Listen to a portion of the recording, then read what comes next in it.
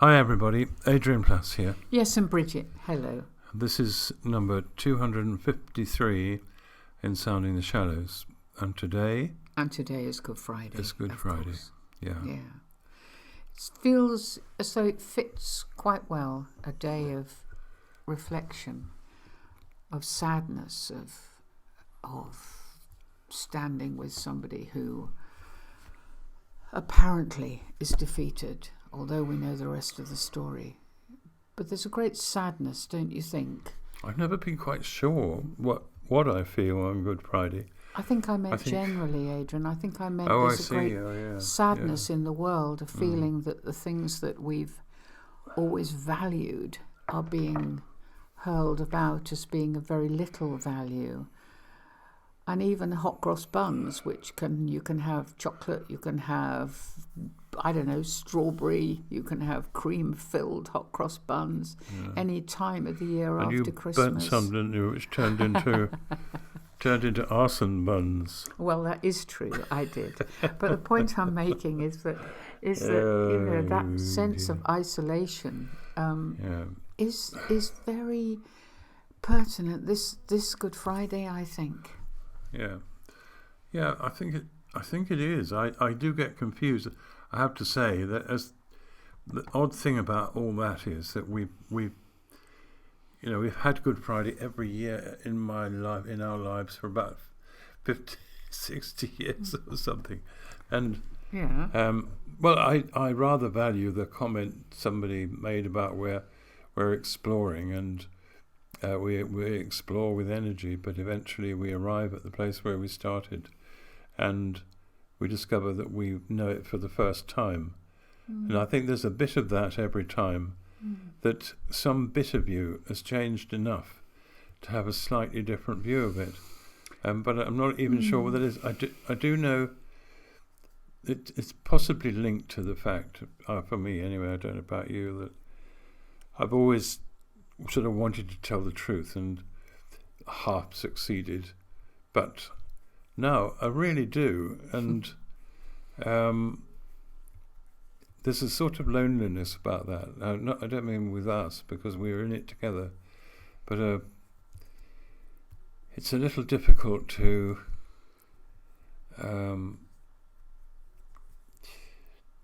value your own truth enough to feel you a bit to share with others.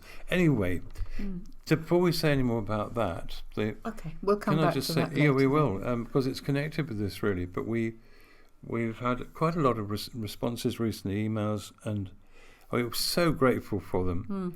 About recalling a small moment that has made an impact on people's lives. That's right, yeah. Yes, that's been so interesting. And we had one, didn't we, that is described as the paper aeroplane incident. Yeah. And it's so wonderful. You're going to read it, aren't you? And it's from our friend who is the chief banana hater, who we have a real love for, I would say. I love her ideas, but this is the most interesting story. Yeah, can I just say, when she says first year at school, this is primary school. Off we go. So for age 5. I don't think she'll mind me reading it to you, because she communicates for that purpose, really. So she says, I have dubbed the following story the paper aeroplane incident. One day, during my first year at school, so that's... I said it's when she was 5. Which is about 5, yeah. Our year group were all asked to individually make the best paper aeroplane that we each possibly could. Then we were taken outside to the square concrete court, the kind that has a high chain link style fence around its sides. It was probably a tennis court in the summer, where the year group above ours were waiting too. And they had also brought paper aeroplanes that they had made. I can just feel the excitement of that, Adrian. The anticipation. I mean, we're probably talking about certainly 40 children, maybe 50 or 60, all there, all with an aeroplane. Yes. Little white fluttery things in their hands. Yes. We were told by our teacher to each, by ourselves, guess or deduce which way the wind was blowing. But you know what it's like with children of that age. Based on that, we had to go and stand on the side of the concrete square court where we thought that the wind was coming from, and thus from which side our paper aeroplane would fly best. Most people ran to one particular side, but a small group of us, including my older brother and I, ran to the opposite side. The larger group started laughing at us because how could such a large group of people all be wrong after all? Our teacher gave everyone a while to decide and kept asking, "Are you sure?" Gradually, one by one, everyone in our small group made a run for the other side of the court until only my older brother and I were left standing on our side. Mm-hmm. I was desperately trying to determine which way the wind was blowing by holding a piece of my hair up in the wind, but the hair seemed to be blowing in every direction, and I couldn't tell which way the wind was coming from. I looked from my brother to our teacher to the sniggering large group of children, and at the last moment I made a dash across to the other side, leaving my brother all by himself. My teacher then asked my brother, "Are you sure?" And he nodded and stood his ground, even though everyone else was laughing at him. I was immediately filled with regret and guilt. I had abandoned and betrayed my brother. This is quite a little tragedy, really, isn't it? But I thought that I'd crossed to the winning side at least. Next, our teacher declared, "Okay, everyone, launch your paper aeroplanes." We did. All our paper aeroplanes flew back into our faces in the wind, but not my brother's. His plane sailed all the way to where we were standing on the opposite side of the court. He had been right, and everyone else wrong. Even if my brother had turned out to be wrong, I wish that I had stayed with him. Yeah.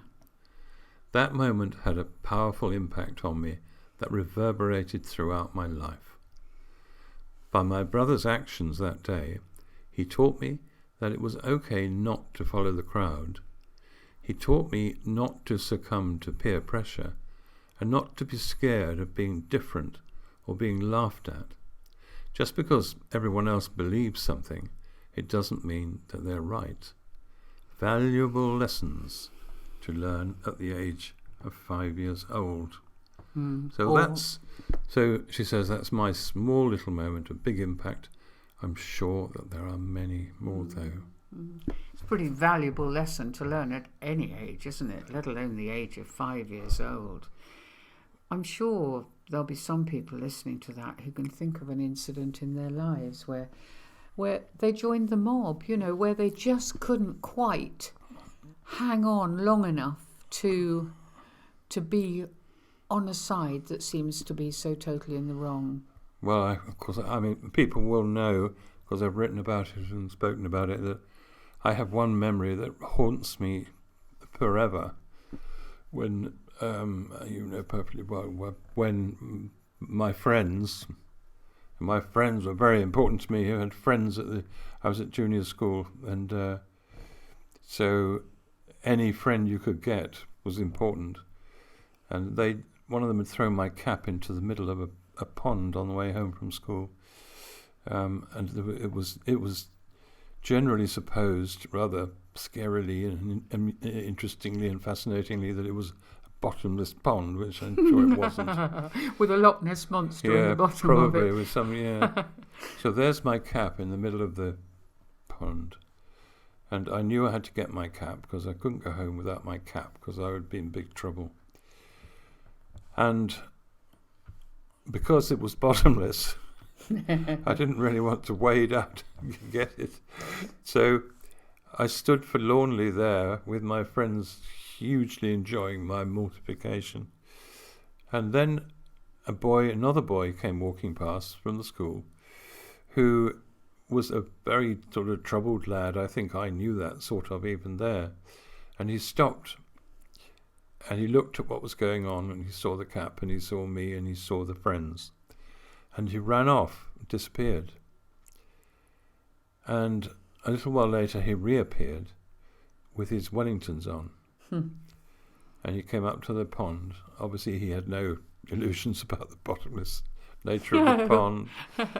So he walked out into the middle of the pond, and he got my cap from where it was resting on some reeds. And he came back to the edge of the pond, and he gave it to me. Now, the end of that story, of course, should be he and I became great friends, and I... Or at very least you invited him home to tea. Or something. I just valued him in some way. I couldn't care less. I'm so glad to get my cap back. And my friends had got bored with the whole cap thing, so it was all right.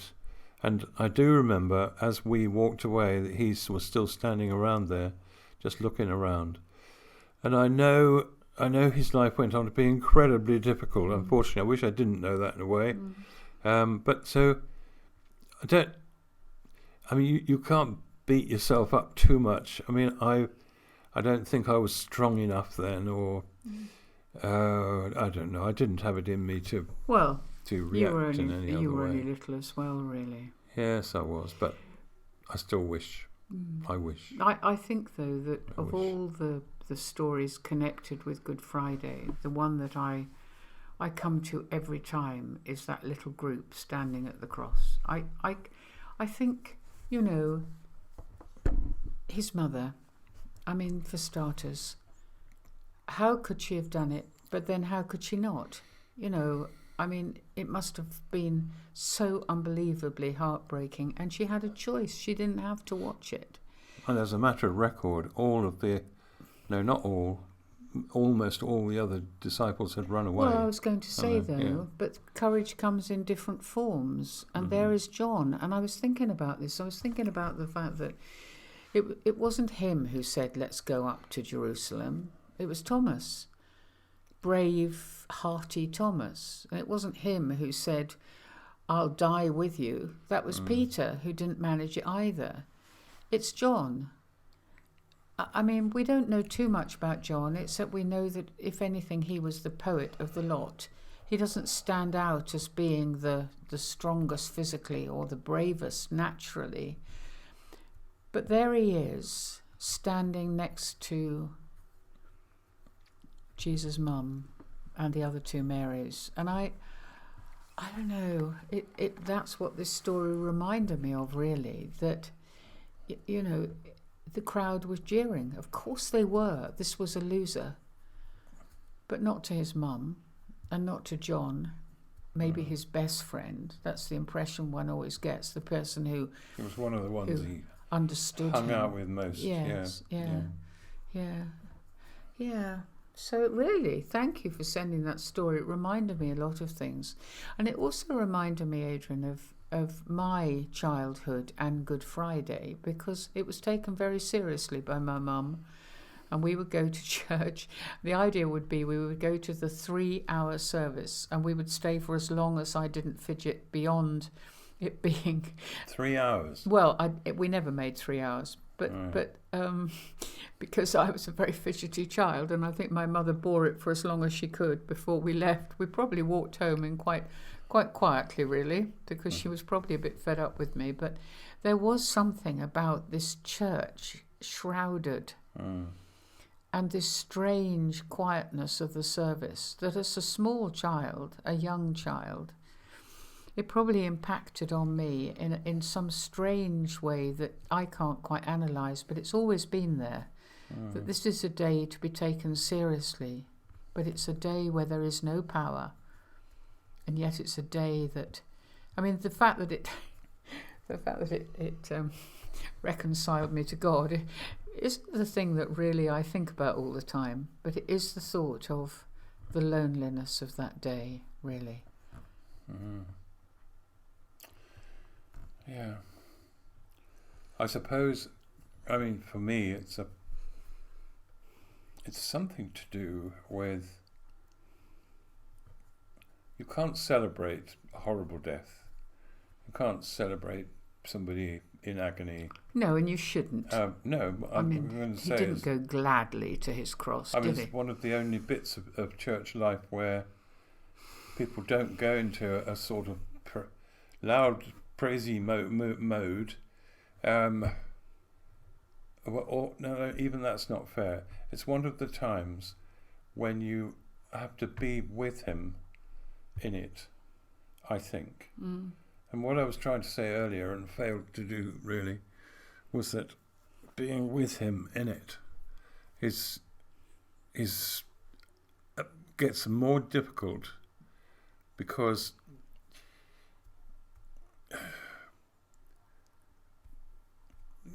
you've got two kind of extreme movements. You've got people who are baffled but determined to go through with this faith of theirs, and you've got those who have a very simple faith and don't need to investigate it or take it to pieces.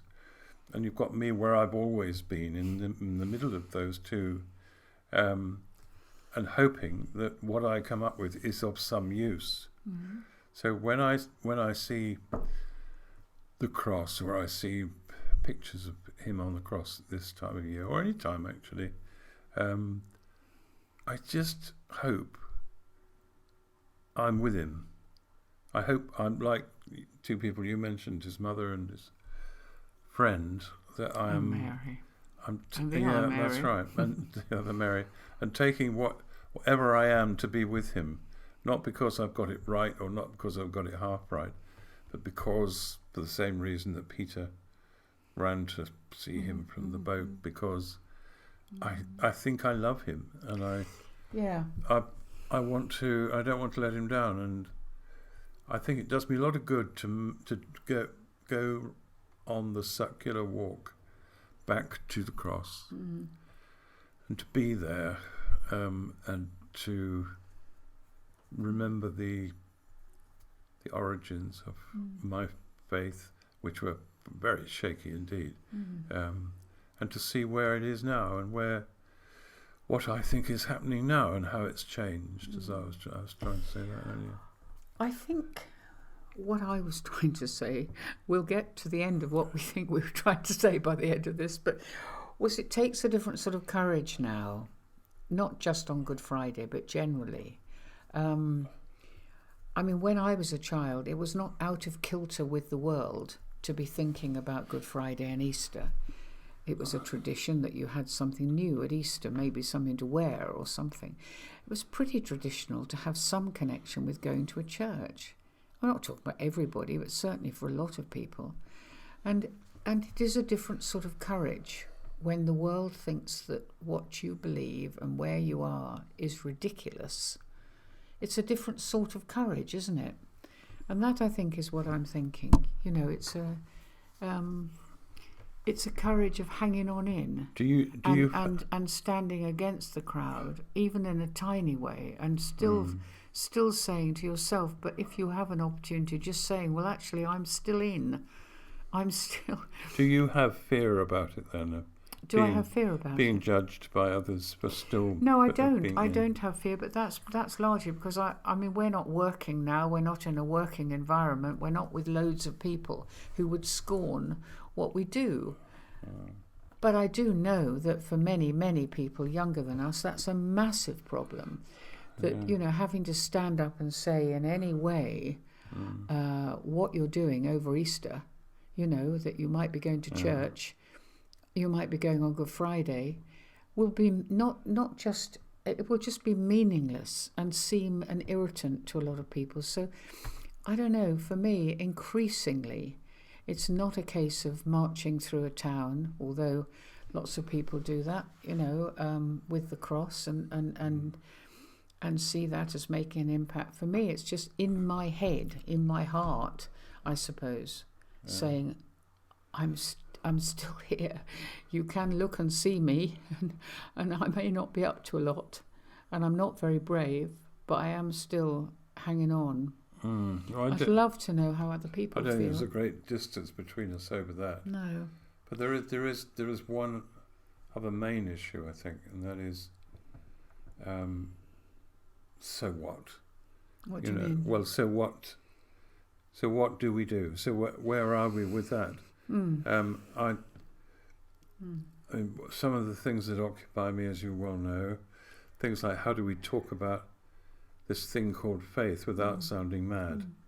How do we excavate the real passion that I know is in both of us, so that it makes sense? I don't mean that we dilute it, but that it becomes something you can say that has real meaning about what happened to this historical person, even more famous than Winston Churchill, unbelievably, who did something that I don't understand.